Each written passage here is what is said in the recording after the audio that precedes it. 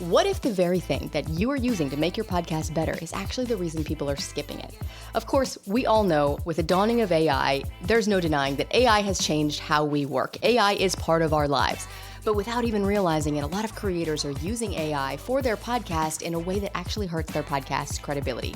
So podcast systems expert and my friend Joe Casabona is back in the studio with us to break down what listeners are actually picking up on when you use AI in your podcast content, and why quote-unquote sounding more polished doesn't always lead to better listener engagement or listener action. And most importantly, exactly where to draw the line so that AI supports your message instead of weakening it.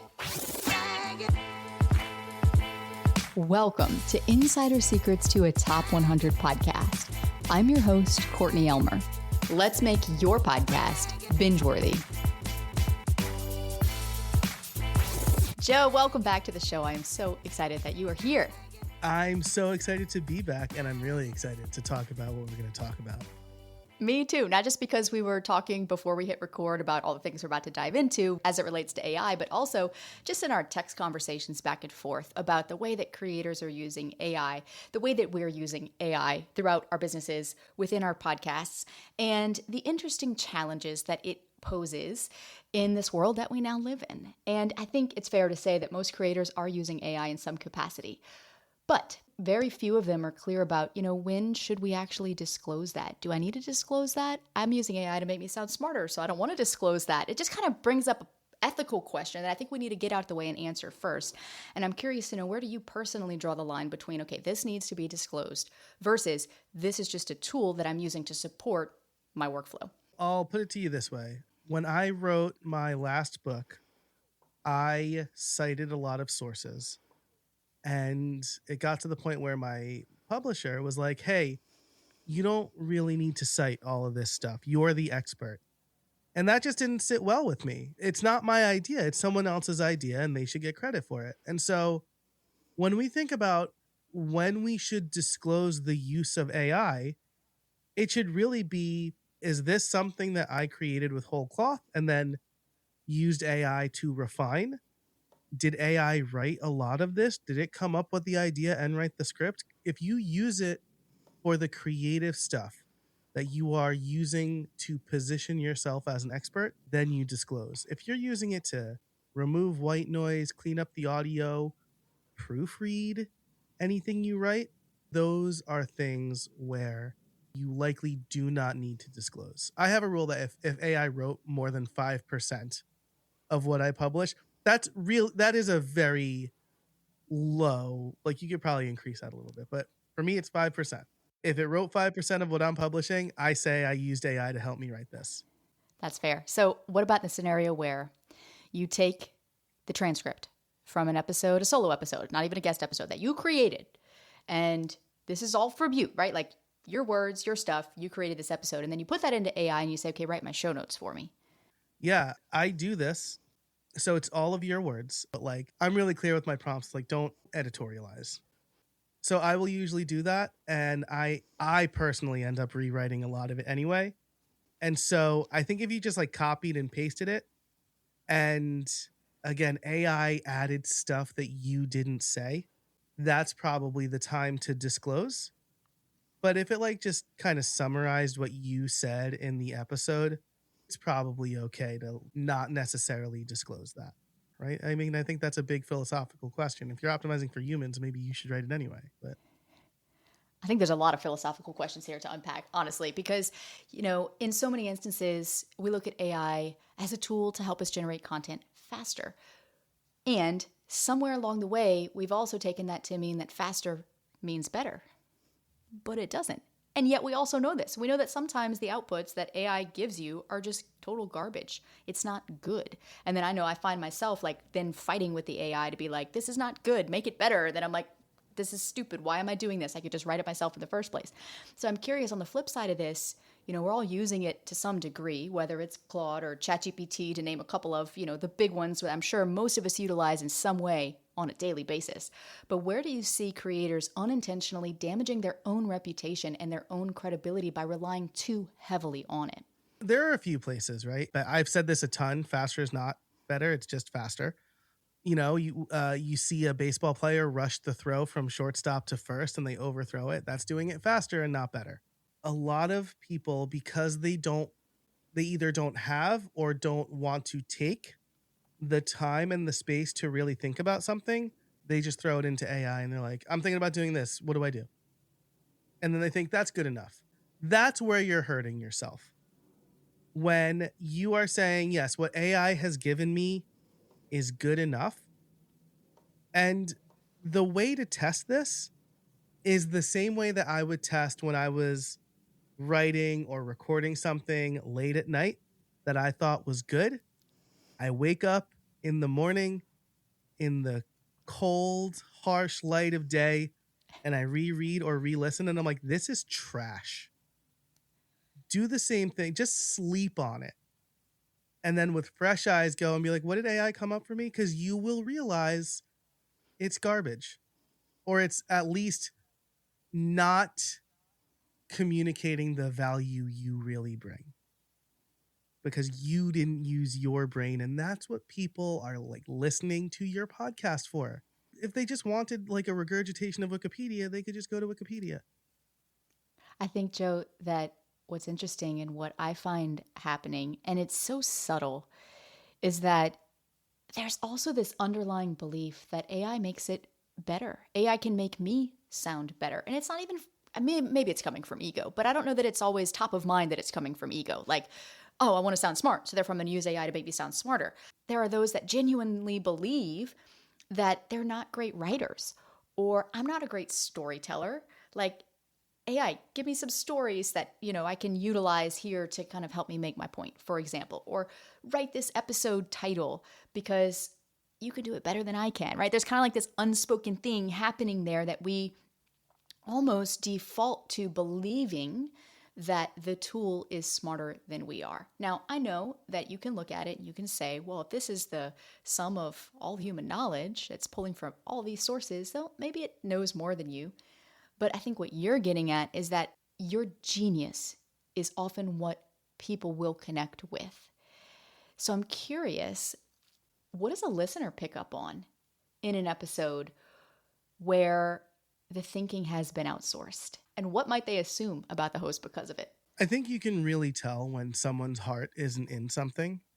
When AI does the work for you, you don't know for certain you believe what you're saying until you start to say it. And if you've just let AI do the hard work, your audience will be able to tell. They might not be able to say, oh, that was written by AI, but there'll be some ineffable quality that they're realizing because you don't sound as committed, as passionate. You don't have as much depth on this topic as you've had in the episodes that have really resonated for them. And most crucially, you asked AI instead of asking your audience, which means that you have put this episode together to check a box, not to actually help the people you purportedly help. And I think that the intention for people is that I want to help the listeners, that I'm here to help. I want to serve my community. That's why I have a podcast in the first place. I'm just using AI to help me do that better. And so it's difficult when we look at AI. I mean, this is a huge thing to unpack because, and we're not going to solve it in one episode. We're not even going to solve it maybe in this lifetime because it is changing. It is changing the way that we look at things. It is changing how we approach things. But I think that there is a line, and maybe there's not a definitive line that's applicable to everyone, but maybe there is a line where you have to figure out where that line is and you have to draw that. I know for me that I use AI to help me outline an episode because a lot of times what my outline looks like is a very messy brain dump of a lot of thoughts that are related, but that it's just messy. And I'm like, okay, here's the thoughts, here's the episode, clean this up, make it make sense, and then we go from there. And then I tweak and refine that outline, and then that becomes the episode. And so in the one case, it's like, well, it's my ideas. AI is helping me deliver those ideas in a more effective way, at least So we think. And at the same time, there's also a line there where it's like, for me, I'm not going to say, give me an idea to then share on my podcast. But we also know that that temptation is there. And we've got to draw where that boundary is for ourselves. I'm curious for you, Joe, like when we say, okay, use AI, but not too much, what does that actually look like in a podcast? Where is that line for you? And where do you feel that line should be for all of us as creators who do truly at heart have an intention to help and to serve the listeners that we are here to help? I have probably like 2.5 examples here before I get to my real answer, right? And the first is my wife discovered ChatGPT last year. She has 2 use cases for me that stick out in my mind. The first is that she used it to design a birthday cake for my 40th birthday. This birthday cake was amazing. It's like all it needed was the Yankees logo to be like so perfectly me. And she used ChatGPT to come up with a visual to give to a baker. I thought this was a perfect use of AI because she didn't have the ability to draw it and she was able to make her vision come to life and then give it to a skilled person. A few weeks after my birthday party, we decided to take the kids to a trail by us. And she said, I just used ChatGPT to come up with a scavenger hunt for the kids. And I said, not very empathetically, you couldn't come up with 10 things for our kids to find? And so, like, that's the difference. It maybe is subtle. You're asking it to do, just something for you really quick. But it's how you used your brain. I know the cake I want, and I'm going to describe it to you, and then you're going to come up with a picture versus just tell me 10 things my kids can find on a trail. Spending 5 minutes would yield 20 examples of the trail we've been on before. So that's the first example. The second is I was having a spirited debate with somebody because I said, using AI to write your book is kind of like saying I ran a marathon with my car. And he disagreed. And he said, what if I give AI everything I've ever written, everything I have ever written from my blog, from my other books, and then I dictate the ideas? Then could you say I wrote it? I said, no, because AI only knows what you've written. It doesn't have the rest of your lived experiences, and it doesn't know what will happen to you tomorrow that may shape your worldview. And so when we use AI for our podcast, the most important thing that we should not do is use AI to help us fully come up with ideas.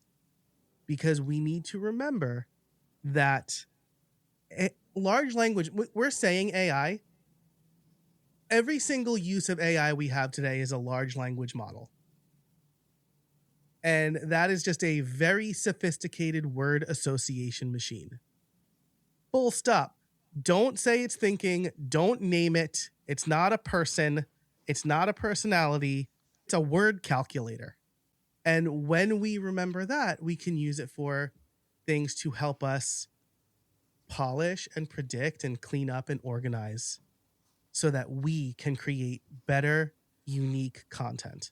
Well, first and foremost, thank you for helping to remind us that we are actually smarter than AI. I think sometimes it's like so easy to think like, well, it can do it better than me. Because I will say, Joe, like as a mom, coming up with 10 things for a scavenger hunt, I do not have the mental capacity to do that on some days. But I do think that your point is so valid, which is the fact that the stakes are different sometimes. Coming up with a birthday cake, you've got this vision in your head. I need a photo to send to the baker to say, make this thing. I just did that for my son's first communion cake. Literally the same thing. Nice. I couldn't find a picture of a cake on Pinterest.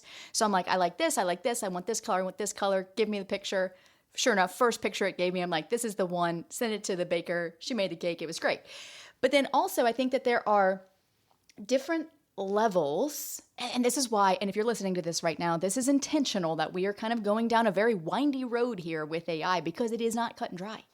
It is not that simple. This is one of those things that is going to continue to impact our lives as creators and that we're not always going to have a clear-cut answer for. and it's going to continue to evolve, and it's going to continue to change. And I promise in the next episode, we're going to get really tactical and talk about, okay, how can we actually use AI in a very effective way to help us save time, not just to replace that time or to spend that time now fighting with ChatGPT to get the output that you want, but to use it very practically for our podcast so that we can do exactly what you're saying here, Joe, which is to really be able to get our genius out there with the world, which is what we all want to do in the first place.